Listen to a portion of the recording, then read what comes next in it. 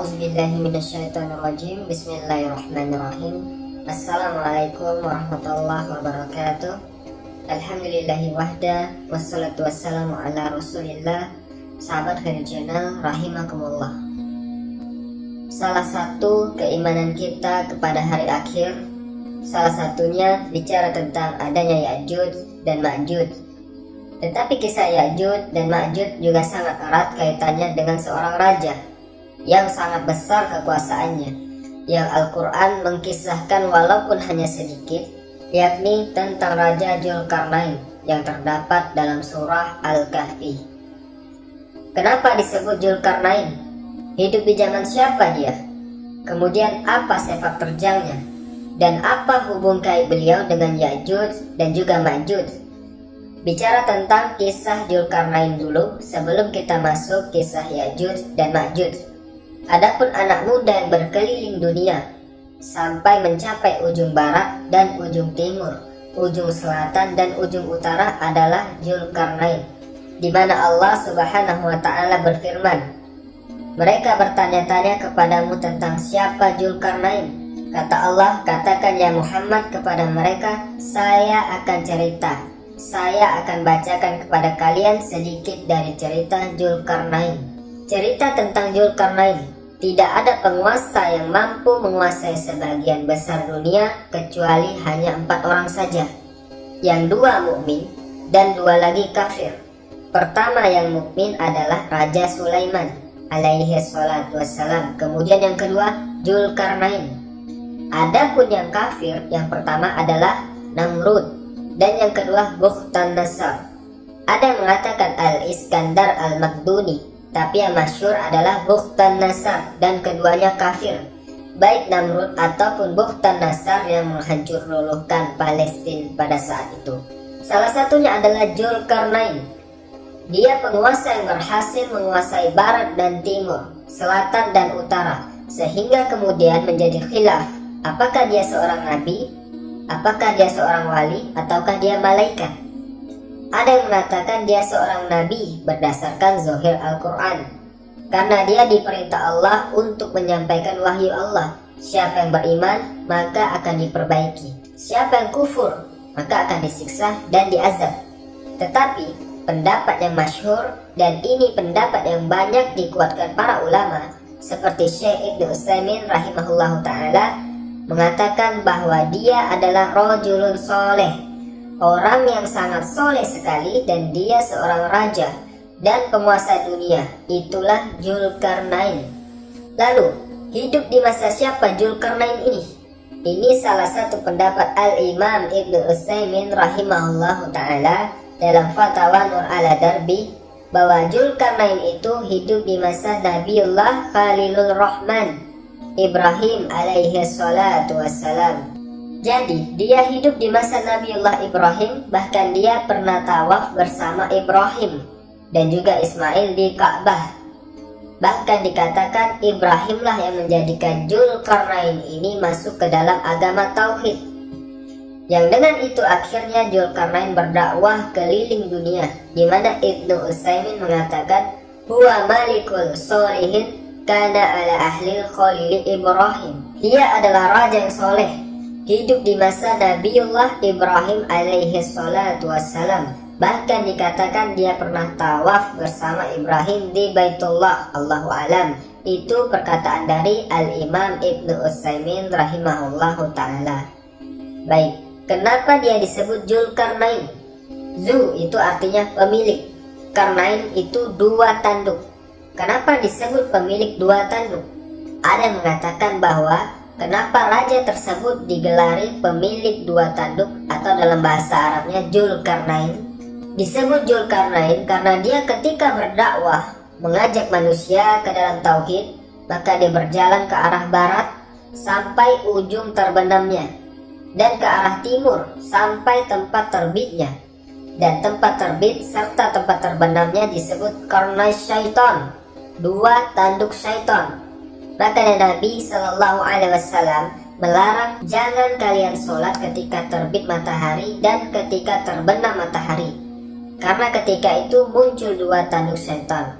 Maka ketika Dzulkarnain berdakwah sampai ujung barat, sampai terbenam matahari, bahkan sampai ujung timur, sampai terbitnya matahari, berarti dia melakukan kedua perjalanan, kedua tanduk syaitan, sehingga akhirnya dia digelari sebagai raja pemilik dua tanduk ataupun Dzulkarnain. Ini yang paling dekat berdasarkan nas Al-Quran. Bagaimana perjalanan beliau ke ujung barat dan timur itu? Perjalanan Dzulkarnain ini adalah perjalanan yang luar biasa. Seorang raja yang seluruh kekayaannya, seluruh hidupnya hanya untuk mengajak manusia kepada tauhid. Ada sebuah asar dari Tujumanul Quran, Abdullah bin Abbas radhiyallahu an. Walaupun asar ini fihi nazar, ada pandangan para ulama, bahwa usia dakwah daripada Dzulkarnain itu 500 tahun. 500 tahun ia berdakwah. Toib, itulah sedikit mukadimah tentang siapa Dzulkarnain. Di dalam Al-Quranul Karim, tepatnya surah Al-Kahfi ayat ke-83, Allah katakan, Yas'alunaka an Dzulkarnaini. Mereka bertanya-tanya kepadamu ya Muhammad tentang siapa Dzulkarnain itu. Qul sa'atlu alaikum minhu dzikra. Katakan ya Muhammad, saya akan bacakan kepada kalian minhu, dari sedikit kisahnya saja. Zikra, penyebutannya tidak banyak, hanya sedikit. Kemudian Allah mengatakan, Inna makkanna lahu fil ard wa atainahu min kulli syai'in sababa. Sesungguhnya kami telah memberikan kekuasaan kepada Dzulkarnain. Makanna itu artinya kekuatan, kekuasaan, kehebatan untuk menjadi raja. Apa sebabnya? Sebabnya wa atainahu min kulli syai'in sababa. Dan kami telah memberikan kepada Dzulkarnain ini jalan untuk mencapai segala sesuatu yang dikehendakinya. Dan kami telah memberikan kepada Dzulkarnain ini jalan untuk mencapai segala sesuatu yang dikehendakinya. Pokoknya segala sesuatu yang dikehendaki Dzulkarnain ada jalannya. Dan Allah Subhanahu wa taala berikan kepada Dzulkarnain untuk kepentingan dakwah. Ini yang menjadikan Allah makanna lahu fil ard. Kami berikan kekuasaan yang besar di permukaan bumi kepada Dzulkarnain ini. Maka mulailah Dzulkarnain mengikuti satu jalan. Allah mengatakan, perhatikan ini, perjalanan pertama Raja Dzulkarnain dijelaskan di dalam surah Al-Kahfi ayat 86. Saya langsung ke artinya saja. Hingga apabila dia telah sampai ke tempat terbenam matahari, jadi beliau mengarah ke arah barat karena terbenam matahari di situ. Dan di sini Allah mengatakan ainin hamiyah, maksudnya lautan yang menghitam seperti lumpur hitam. Karena matahari ketika tenggelam, lautan menjadi kelihatan hitam. Nah, muncul malam, itulah disebut ainin hamiyah. Dan itu sudah pada ujung daripada barat, karena sudah tidak ada jalan lain. Selebihnya tidak ada tanah lagi, semuanya adalah lautan saja. Sampai akhirnya di ujung barat, ketemu sebuah kaum yang tidak punya agama, kaum yang zalim, dan tidak ada kezoliman yang paling besar melainkan kesyirikan. Kaum yang sangat pendosa, melakukan keharaman, pencuri, pembunuh, didapatinya kaum di daerah barat seperti itu. Makanya Allah mengatakan di dalam ayat ini, ya Dzulkarnaini, wahai Dzulkarnain, wahai Raja Dzulkarnain, terserah engkau, apakah engkau mau menghukum orang-orang jahat ini, orang-orang zalim ini, orang-orang yang tidak beriman ini, ataukah engkau mau berbuat baik kepada mereka, terserah. Maka Dzulkarnain mengatakan, adapun orang yang zalim, adapun orang yang menyekutukan Allah, yang suka membunuh, yang suka mencuri, yang suka melakukan keharaman, kami akan azab dia, kami akan hukum dia. Setelah itu kami serahkan kepada Robnya. Kelak Robnya akan mengazabnya, boleh jadi lebih dahsyat dibandingkan azabku kepada mereka. Tetapi sebaliknya, adapun yang nurut dengan perintahku lalu akhirnya mereka beriman, beramal soleh, maka mereka akan mendapatkan balasan yang baik. Dan kami katakan kepadanya, dari perkara kami mudahkan segalanya. Inilah yang pertama, perjalanan Dzulkarnain ke arah barat. Baru kemudian Allah mengatakan, summa atba'a sababa. Baru kemudian Dzulkarnain berjalan ke arah lain. Ke arah mana? Allah mengatakan, sampai ketika Dzulkarnain sampai di arah terbitnya matahari, Dzulkarnain sampai di ujungnya terbit, artinya arah timur, karena terbitnya matahari di sebelah timur. Maka ketika kemudian dia menempuh jalan, dia mendapatkan sebuah kaum, sekelompok umat yang kami tidak menjadikan bagi mereka sesuatu yang melindunginya dari cahaya matahari. Umat yang sangat terbelakang, tidak punya rumah, tidak berpakaian. Lah, di zaman Dzulkarnain ini ternyata ada kaum dari arah timur itu tidak pakai apa-apa, auratnya nampak, gak punya rumah. Akhirnya Allah Subhanahu wa Ta'ala menjelaskan bagaimana Dzulkarnain diberikan kemampuan oleh Allah untuk memperbaiki umat itu. Pelan-pelan Dzulkarnain mengajarkan bagaimana cara membuat rumah, kemudian bagaimana cara berpakaian, kemudian diajak beriman kepada Allah. Akhirnya mereka beriman kepada Allah lewat dakwah Dzulkarnain. Allah Subhanahu wa Ta'ala berfirman, "Summa atba'a sababah." Kemudian Dzulkarnain memilih jalan yang selanjutnya, jalan lagi ke arah lain.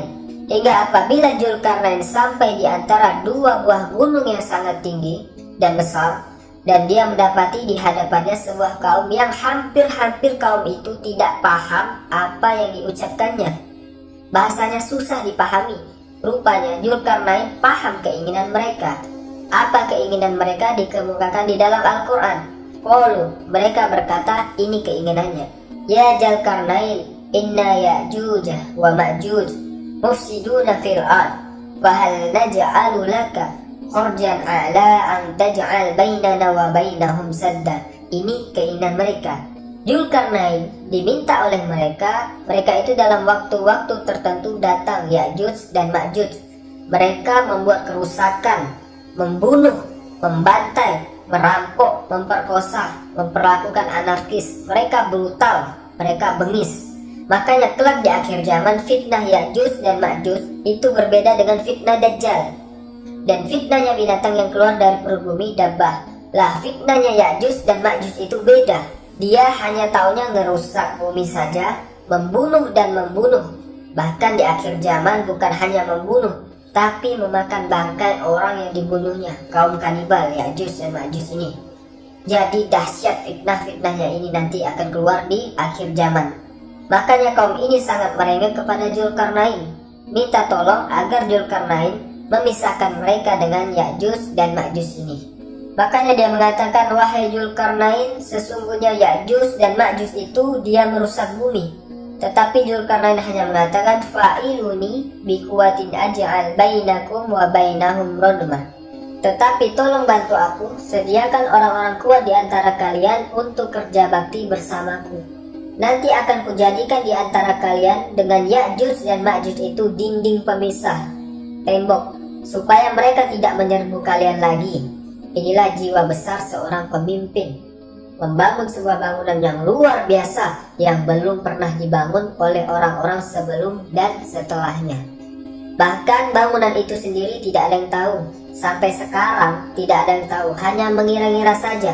Mungkin di sini, mungkin di situ.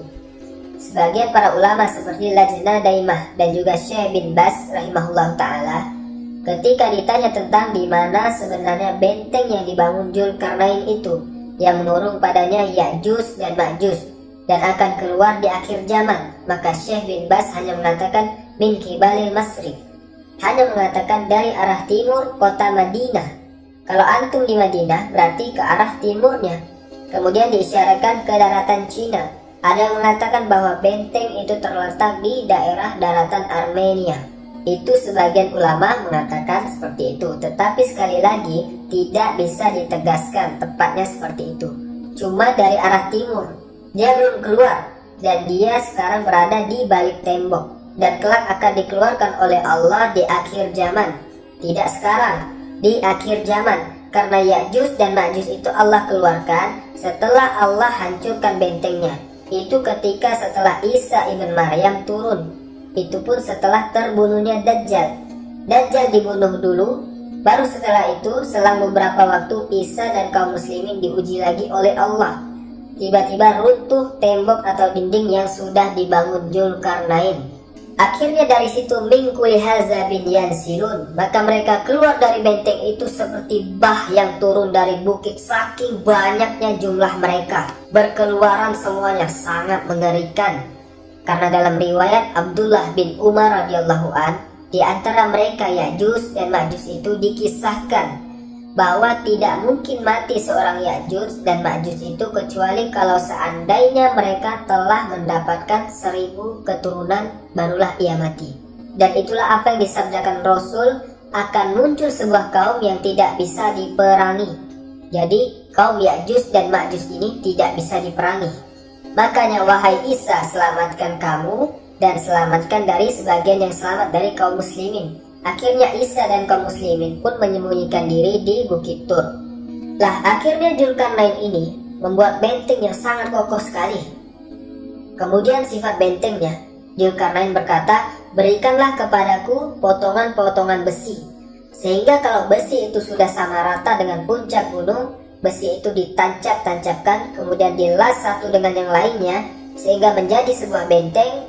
Kemudian ketika tinggi besi itu sama dengan gunungnya, berkata Dzulkarnain, tiupkanlah api, sehingga apabila besi itu sudah menjadi merah seperti api, dia pun berkata, berikanlah kepadaku tembaga yang mendidih, agar kutuangkan ke besi panas tersebut. Kokoh sekali. Inilah dinding yang tidak bisa dijebol. Sampai Ya'juj dan Ma'juj sendiri tidak bisa jebol dinding itu. Dan subhanallah, karena kokohnya benteng itu, Ya'juj dan Ma'juj itu setiap hari melobanginya untuk keluar dari situ. Jadi kalau di pagi hari dia datang dengan kumpulan-kumpulan arsitek khusus yang melobangi gua itu dari kalangan Ya'juj dan Ma'juj, mereka ngebor itu dengan alat yang mereka punya. Ketika sudah kelelahan dan waktu sore kemudian mereka kembali lagi ke rumah mereka. Besoknya bolongan itu balik lagi ke asalnya, utuh lagi, dan seperti itu hampir mereka putus asa karena tidak bisa melubangi dan tidak bisa keluar dari pintu gerbang itu. Sampai akhirnya di akhir zaman, ketika pemimpin Ya'juj dan Ma'juj itu hendak memimpin untuk melubangi dan keluar dari benteng itu, kata pemimpinnya, besok kita akan kerja lagi, insya Allah. Pemimpinnya diilhamkan untuk mengucapkan insya Allah. Subhanallah, ketika pemimpinnya diilhamkan untuk mengucapkan insya Allah, jebol benteng itu. Akhirnya mereka keluar, sehingga ketika mereka turun dari bukit itu dan mengarah ke Palestina, kemudian yang pertama mendarat di sebuah danau Tiberias atau danau Buhairah. Diminum itu kelompok yang pertama, yang paling depan. Yang tengah dan belakang ketika sampai di danau itu sudah gak kebagian air saking banyaknya Ya'juj dan Ma'juj ini. Padahal danau itu bisa menghidupi jutaan jiwa yang ada di sana. Habis sekali teguk gelombang yang pertama, habis ludes saking banyaknya Ya'juj dan Ma'juj itu. Itulah kilasan daripada cerita Dzulkarnain. Insya Allah berikutnya kita juga akan membahas ketika Ya'juj dan Ma'juj ini keluar, kerusakan apa yang mereka perbuat dan bagaimana cara ia mati. Semoga video ini bermanfaat, yang benar datangnya dari Allah dan yang salah dari saya sendiri. Subhanakallahumma wa bihamdika asyhadu an la ilaha illa anta astaghfiruka wa atubu ilaik. Assalamualaikum warahmatullahi wabarakatuh.